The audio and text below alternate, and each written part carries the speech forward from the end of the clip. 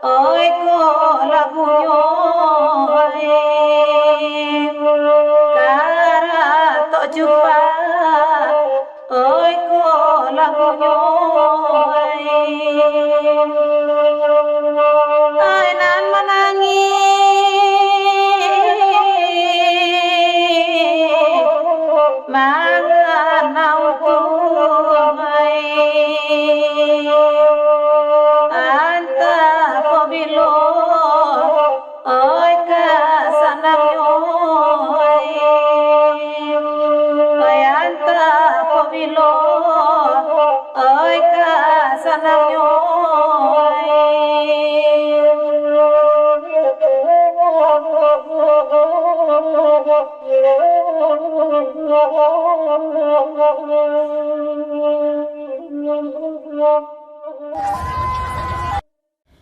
Sejarah Cupa, Lautan Api. Nagari Cupa dinyatakan sebagai salah satu desa pejuang yang sangat berjasa di samping dua nagari lainnya, Desa Situjabatur Payakumbuh dan Kolombo di Kota Padang. Dengan surat keputusan SK Menteri Sosial Republik Indonesia nomor 10 /2R /4 DKS /1 pada tanggal 10 Januari 1996. Nagari Cupa memiliki sejarah panjang dalam masa pasca kemerdekaan Republik Indonesia pada tanggal 17 Agustus 1945. Dengan kembalinya Belanda dengan sekutunya pada Oktober 1945 di Teluk Bayur, pada tahun 1947 terjadilah agresi satu Belanda yang menguasai seluruh kota Padang.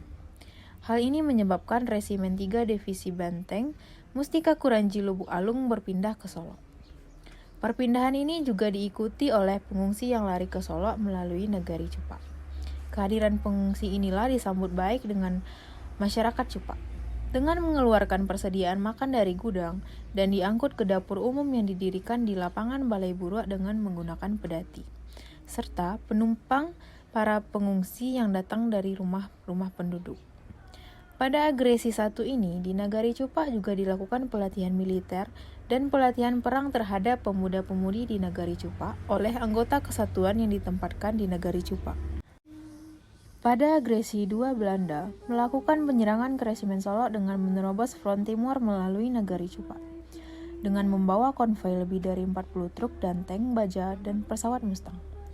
Dalam perjalanan, Belanda melakukan aksi penembakan terhadap 2 orang penduduk yang sedang duduk di kedai kopi di Pasar Usang, yaitu Bagindo Sati dan Maamin, keduanya suku Sikumbang. Belanda selama perjalanan terus melakukan aksi penembakan dan penembakan. Aksi penembakan dilakukan terhadap truk yang melintas dari Cupa menuju Solo dari atas pesawat Mustang. Pada agresi 2, Belanda melakukan penyerangan ke Resimen Solo dengan menerobos front timur melalui Nagari Cupa, dengan membawa mobil konvoi yang lebih dari 40 truk dan tank baja dan pesawat Mustang. Dalam perjalanan, Belanda melakukan aksi penembakan terhadap 2 orang penduduk yang sedang duduk di kedai kopi di desa Pasar Usang, yaitu Bagindo Sati dan Maamin, keduanya dari suku Sikumbang. Belanda selama perjalanan terus melakukan aksi penembakan dan penembakan. Aksi penembakan tersebut dilakukan terhadap truk yang melintas dari Cupa menuju Solo dari atas pesawat Mustang. Penembakan 2 orang penduduk Cupa di Pasar Usang memicu pejuang untuk melakukan balas penyerangan, yaitu pada tanggal 22 Desember 1948 di bawah komando Ahmad Hussein. Pejuang melakukan serangan terhadap Belanda. Serangan kembali dilakukan pada tengah malam tanggal 24 Desember 1948 ke kamp Belanda yang berada di Tangsi, Solo. Penyerangan ini dilakukan mengakibatkan tentara Belanda banyak yang mati. Para pejuang juga banyak mendapatkan persenjataan dari rampasan perang. Penyerangan ini membuat Belanda geram dan melakukan serangan pada 27 Desember 1948 ke Cupa. Tetapi, konvoi Belanda dapat dicegat dan dilumpuhkan di jembatan Balerong. Banyak jatuh korban dari tentara Belanda. Pada saat akan kembali ke Solo, karena geram dengan kekalahan di Balerong sampai di Sumenidam, depan sawah Rang Cupa sekarang, Belanda menembak seorang laki-laki tua asal Koto Hilalang.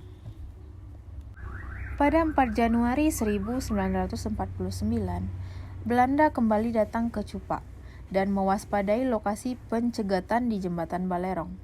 Kedatangan Belanda pada waktu itu telah melihat gelagat Belanda ingin mendirikan pos di Cupa. Belanda menempati rumah-rumah penduduk yang ditinggalkan oleh penghuninya ke pondok-pondok ladang dan ke pondok-pondok sawah. Mereka di pinggiran Cupa. Gelagat ini diketahui oleh para pejuang yang berada di Koto Anau, Moropane, dan Ganton Ciri.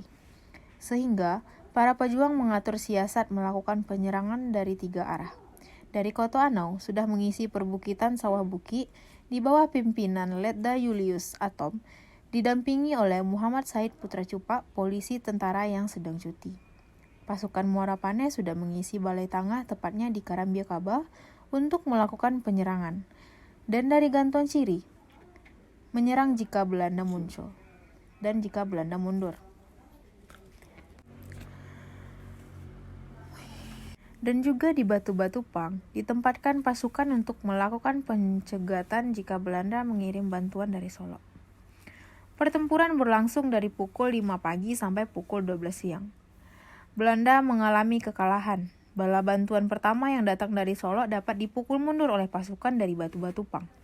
Tetapi, bala bantuan dari kedua Belanda lebih besar sehingga pasukan Batu-Batu Pang tidak dapat mencegatnya. Pasukan pejuang Cupak menarik mundur pasukan. Hal ini membuat Belanda menjadi geram dan sangat berbuat kejam. Belanda menyusuri setiap rumah penduduk dan menembaki dinding rumah untuk memburu para pejuang yang bersembunyi. Tidak puas sampai di sana, Belanda akhirnya melakukan pembakaran terhadap hampir 200 lebih rumah-rumah penduduk, lumbung-lumbung padi, surau-surau serta rumah gadang Bagonjong yang ada di Sungai Rotan habis dibakar oleh Belanda. Sehingga pada saat itu, Sungai Rotan Cupak seperti lautan api. Kebiadaban Belanda dengan melakukan pembakaran dimulai dari Sungai Rotan, terus ke Simpang Balai Gadang semua habis dibakarnya. Pembakaran tersebut membuat kerugian material yang sangat besar dirasakan oleh penduduk Cupak. Yang sangat menyakitkan adalah Cupak kehilangan 3 orang pejuang syuhada yang tewas ditembak oleh Belanda. Yang pertama yaitu Muhammad Syahid, yaitu polisi tentara. Dan yang kedua adalah Baharudin Rumus, anggota BPNK. Yang ketiga adalah Datuk Rangmangkuto. Belanda belum merasa puas, maka pada tanggal 5 Januari 1949, di Nagari Cupak terus dilakukan penyisiran oleh Belanda. Inilah yang titik awal dari kekejaman dan keganasan pasukan Belanda di Nagari Cupak. Sejak 5 Januari sampai dengan bulan November 1949, secara terus-menerus Belanda melakukan operasi atau penyerangan militer ke Nagari Cupak tanpa henti-hentinya. Mereka melakukan pembakaran, pengerusakan, penembakan, dan bahkan pembunuhan terhadap rakyat Nagari Cupak. Belanda melakukan pembakaran hampir setiap bulan terhadap rumah-rumah penduduk. Pada bulan Februari, Belanda membakar desa Balai Gadang. Pada bulan April, membakar desa Panyalai. Pada bulan Mei, membakar desa Balerong. Dan pada bulan Juli, membakar desa Baletangi. Selain Belanda melakukan pembakaran, tentara mereka yang masih belum puas atas tindakan tersebut, kemudian mereka melakukan tembakan dan pembunuhan secara biadab dan kejam terhadap siapapun yang mereka curigai.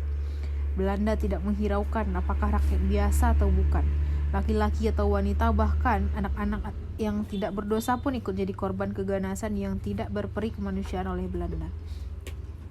Belanda melakukan penembakan terhadap 13 orang di Panyalai, yaitu Marajali, Akuk Pincang, Hasan Gek Jasa, Gek Kena atau pengungsi dari Padang, Azwar Diri Piliang, Pasang, sedangkan 1 orang di antaranya bernama Daru dapat meloloskan diri.